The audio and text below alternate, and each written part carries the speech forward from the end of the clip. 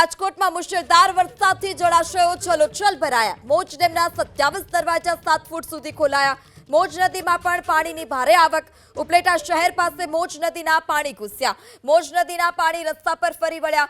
મોજ ડેમ કાંઠાના વિસ્તારના લોકોને પણ સાવચેત રહેવા અપીલ કરવામાં આવી છે। તો પ્રવાસમાં ભારે વરસાદને કારણે મોજ ડેમના 27 દરવાજા 7 ફૂટ સુધી ખોલવામાં આવ્યા છે। ડેમના દરવાજા જ ખોલાતા નદીમાં પાણી છોડાઈ રહ્યું છે। નદી આસપાસના કાંઠાના વિસ્તારના લોકોને પણ સુરક્ષિત રહેવા સાવચેત રહેવા કહેવામાં આવ્યું છે। ઉપલેટા શહેર પાસે મોજ નદીના પાણી ઘૂસ્યા હતા। મોજ નદીના પાણી રસ્તા પર ફરી વળ્યા છે।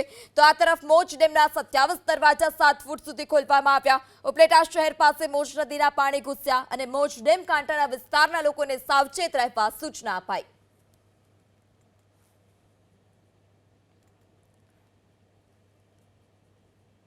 તો આ તરફ રાજકોટના પડધરી તાલુકાનું સરપટણ ગામ બેટમાં ફેરવાયું। ગામની દુકાનો અને ઘરોમાં વરસાદી પાણી ઘૂસ્યા।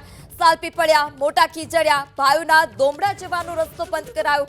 બોડી ઘોડી ગામમાં મંદિરમાં પાણી પણ ફરી વળ્યા છે। તો પડધરી તાલુકાના અનેક વિસ્તારોમાં જળબંબાકારની સ્થિતિ। પડધરી તાલુકાના સરપટણ ગામ હાલ અત્યારે બેટમાં ફેરવાયું છે। ગામની દુકાનો અને ઘરોમાં વરસાદી પાણી ઘૂસ્યા છે।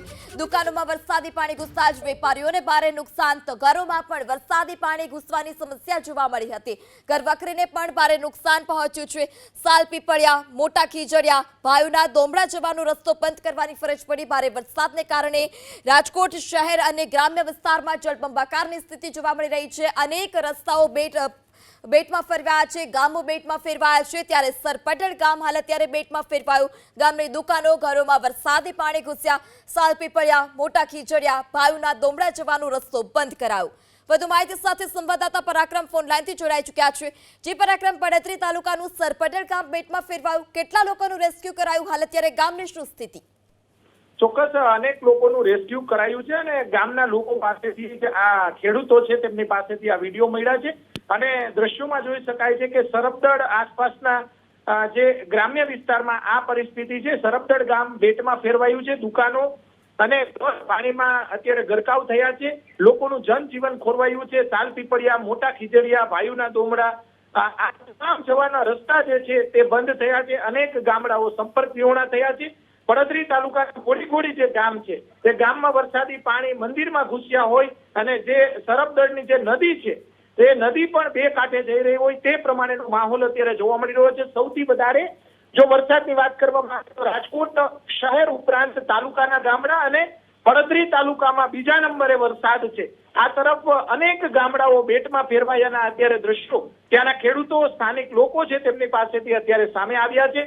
સરપદળ ગામનો જે પુલ છે, નવો બનેલો પુલ છે, એ પણ પાણીમાં ગરકાવ થઈ ગયો છે। દુકાનોની અંદર પણ 4 થી 5 ફૂટ કે 7 કે 10 ફૂટ સુધી પાણી ભરાયેલા જોવા મળી રહ્યા છે। અનેક ગામડાઓ અત્યાર સુધીની અંદર સંપર્ક વિહોણા થયા છે। ગામના જે આગેવાનો છે તેમના દ્વારા વહીવટી તંત્રનો પણ સંપર્ક કરવામાં આવી રહ્યો છે। પરંતુ સારી બાબત એ છે કે અત્યાર સુધીમાં આપણે અટકાવવા માંગીશ તો જિલ્લા કોંગ્રેસ પ્રમુખ શૈલેષ કપુરિયા પણ આપણી સાથે જોડાઈ ચૂક્યા છે। જી શૈલેષભાઈ, સરપટણ ગામ હાલ અત્યારે બેટમાં ફેરવાયું છે। આપને આ ઘટનાની જાણ છે ખરી? આપ ત્યાં પહોંચ્યા?